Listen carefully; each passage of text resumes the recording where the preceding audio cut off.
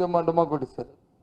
అంటే పార్టీకి పట్టలేదు, ఎంతసేపు సింగిల్ పాయింట్ ఎజెండా అనేది అర్థమవుతుంది. కాబట్టి చాలా దురదృష్టకరం. ఇవాళ విశాఖపట్నం కార్పొరేషన్ సంబంధించిన ఎన్నికల్లో జరిగిన పరిణామం. దీన్ని బట్టి నేను మళ్ళీ చెప్తున్నాను, ఈ కూటమి ప్రభుత్వానికి అధికారమే ముఖ్యం తప్ప అది ప్రలోభపెట్టుకుని అవినీతి కార్యక్రమాలు చేయడమే తప్ప, దోపిడీ చేయడమే తప్ప ప్రజల సంక్షేమం కానీ ప్రజల తాలూకు అభివృద్ధి కానీ వీరికి అక్కర్లేదు అనేది ఈ ఎన్నిక స్పష్టం చేస్తుంది. దానికోసమే ఎక్కడ చూసినా సరే రాష్ట్రంలో సంఖ్యాబలం లేనప్పటికి కూడా ప్రభుత్వం తాలూకా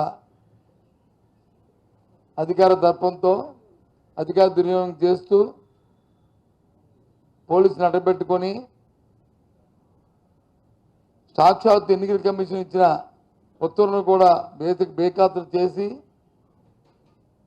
కృష్ణా జిల్లా లాంటి మున్సిపాలిటీల్లో దౌర్జన్యం చేస్తూ ఇవాళ పదవుల కోసం చేస్తున్నారు. ప్రజాస్వామ్యాన్ని అపాస్పాలు చేస్తున్నారు. ప్రజాస్వామ్యాన్ని అపాస్పాలు చేస్తున్నారు. ఇది వాస్తవం. ఇది చాలా దురదృష్టం. సంవత్సర కాలమైంది ఈ ప్రభుత్వం వచ్చి. ఈ సంవత్సర కాలంలో వ్యవస్థలన్నీ కూడా శాండిస్టిల్ అయిపోయాయి. ఏ వ్యవస్థ కూడా చట్ట ప్రకారం రాజ్యాంగ ప్రకారం నడుచుకోవట్లేదు. అన్ని వ్యవస్థలు కూడా ప్రభుత్వం తాలూకా గుప్పిడిలో పెట్టుకొని చట్టాన్ని చుట్టంలో చూసుకుంటున్న పరిస్థితులు వచ్చాయి. ఇప్పుడు చాలా దురదృష్టం. ఇది వ్యవస్థకి నష్టం, ఇది సమాజానికి నష్టం.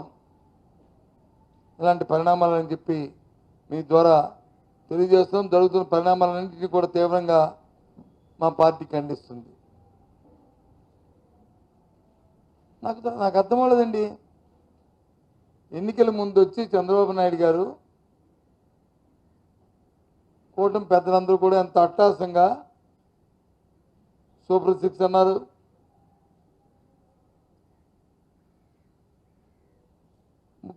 అని చెప్పి ఓట్లు అడిగారు.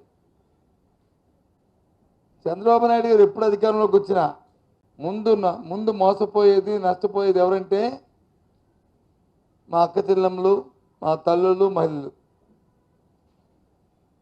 నేను వాళ్ళని సునాయాసంగా వాళ్ళని మోసం చేయడానికి అవకాశం ఉంటుంది. వాళ్ళకి ఏదో భ్రమలు కల్పించి,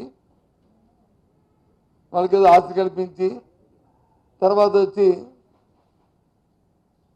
వాళ్ళ చేతిలో వైద్యుడిని చూపెట్టేసి ఏదో మాయమాలు చెప్పేసి సరిపోద్దనే రీతిలో చంద్రబాబు నాయుడు గారు కూటమి పెద్దలు ఆ మహిళ తాలూకా ఆ సోదరిమణి తాలూకా పల్స్ని పట్టేశారు. అమ్మ ఆలోచన చేయండి. అంతకుముందు ప్రభుత్వాలు ఉన్నప్పుడు వచ్చి రుణమాఫీని ఏ రకంగా మోసం చేశారో ఈ ప్రభుత్వంలో ఎన్ని హామీలు ఇచ్చారండి? ఒకటా రెండో చెప్పండి. హామీలకు వచ్చి రేపు ఎల్లుండి వచ్చారు. ఏదో స్వాతంత్రం వచ్చినట్టు, దేశానికి స్వాతంత్రం వచ్చినట్టు, మహిళలు స్వాతంత్రం వచ్చినట్లు ఆగస్టు 15 నుంచి బస్సు ఇస్తాను. ఆగస్టు 15కి బస్కి సంబంధం ఏంటండి? ఫ్రీ బస్కి నాకు అర్థం అవ్వట్లేదు. ఇప్పుడు ఏదో పండగకి వచ్చి పండగ కానికి ఇచ్చేయమంటే అర్థం ఉంది, కానీ నాకు ఐక్యసీలు అర్థం అవ్వలేదు. ఆ డేటు